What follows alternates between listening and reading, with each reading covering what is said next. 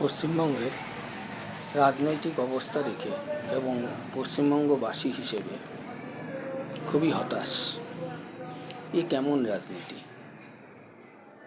একটা দলের প্রতীকে তুমি জিতে এসে বিধায়ক হয়েছ, এখন যেই দেখেছ দলটা বিপদে পড়েছে, সে এখন বিরোধী দলে পরিণত হয়েছে, তখন তুমি ভেতরে ভেতরে সেটিং করে সেই দলটাকেই বিপদে ফেলার চেষ্টা করছো।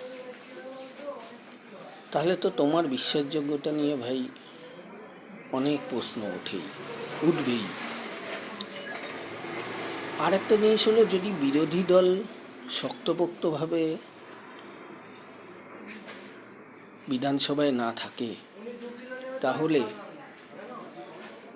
সরকারের ভুল সিদ্ধান্তটার বিরুদ্ধে কারা উঠে দাঁড়াবে?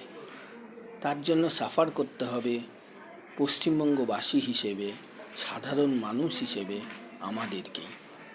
কারণ সেখানে বিরোধিতা করার কেউ নেই। ভোট দেয় জনগণ, কাউকে না কাউকে দেখেই দেয়, বিনা কারণে দেয় না।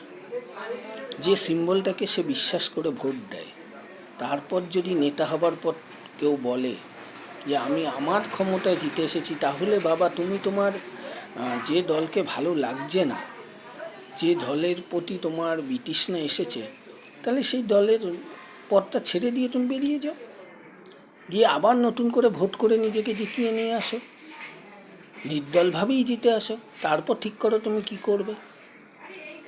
এটা তো হলো বিশ্বাসযোগ্যতার জায়গা, তুমি নিজের বিশ্বাসযোগ্যতাটা বজায় রাখতে পারবে। কিন্তু তুমি সেটা না করে ওই দলের মধ্যে থেকেই দলটা ভাঙার চেষ্টা করছো, তাহলে তো ভাই তোমার বিশ্বাসযোগ্যতা নিয়ে প্রশ্ন উঠবে।